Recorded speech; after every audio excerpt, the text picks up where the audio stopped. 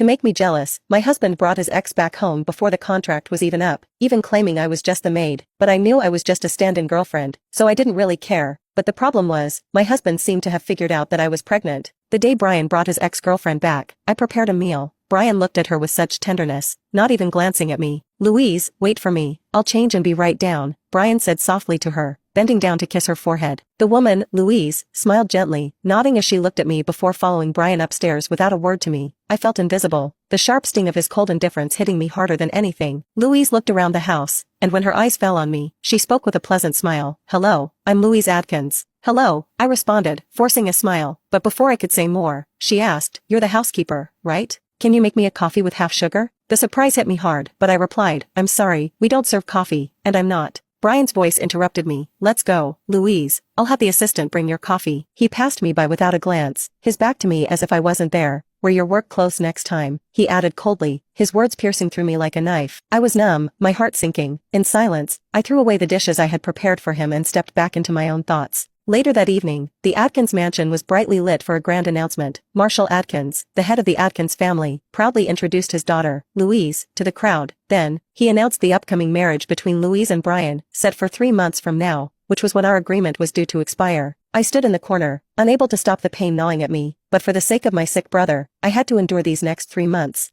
I didn't want Brian and Louise to find out about the baby growing inside me. They wouldn't keep it. 3 months, I reminded myself, just 3 more months, and I could disappear from their lives forever. The following day, I visited the doctor for a checkup, and everything seemed fine. However, in the hospital lobby, I ran into Brian and Louise. Louise was linked arm in arm with him, her eyes full of warmth as she noticed me. "Are you feeling okay?" she asked, though there was a slight hesitation in her voice. I tried to smile. "I'm fine, just a checkup, nothing serious," I reassured her. But Brian's cold eyes drilled into me. "Suspicious?" he asked. "Why did you go to the OB/GYN department?" I explained, "It's for women's health, it's normal for me to get a checkup." Brian seemed to accept it, though the suspicion didn't fully fade from his eyes. Louise smiled gently but didn't ask more, and I quickly left. As I walked away, my thoughts were a storm of panic and worry. Back home, I tried to hide the evidence of my pregnancy. I dumped the folic acid pills into a vitamin bottle, praying no one would suspect anything. But when Brian walked in and saw me with the bottle, suspicion flared in his eyes. "What are you doing?" he asked coldly. I tried to stay calm. "I'm just taking vitamins." Brian, skeptical, told me, 3 months left, behave, and I won't deduct any money, just don't cause trouble." His words stung, but I had no choice but to accept it. Later, Brian invited me to dinner at the Blue Wave Hotel, saying he was making up for me missing my birthday. It seemed like something a caring husband would do, but the greasy food at the table made me lose my appetite, and I almost threw up. So I made an excuse to go to the restroom and ate a sour plum. Just then, he walked in. I tried to hide it, but I could feel his suspicion growing in his eyes. "Are you okay? What are you doing?" I jumped in surprise, instinctively shoving a box of sour plums into my bag, quickly pulling out my lipstick, and calmly replied, "I left my lipstick behind in the bathroom. It took me a while to get it back." After returning, I deliberately knocked over the tableware, pretending to be dissatisfied with the food, and left awkwardly. That evening, Brian called to ask how I was doing, and I simply blamed it on an upset stomach. The following day, Louise showed up at my door, dressed casually and looking like she belonged. "Why haven't you gotten up yet?" she asked, clearly judging me. I snapped back, "I'm off today, go find Brian at the office." She didn't seem fazed by my cold response. She simply pushed past me and entered the house, and soon Brian was at my door, demanding I make breakfast for Louise.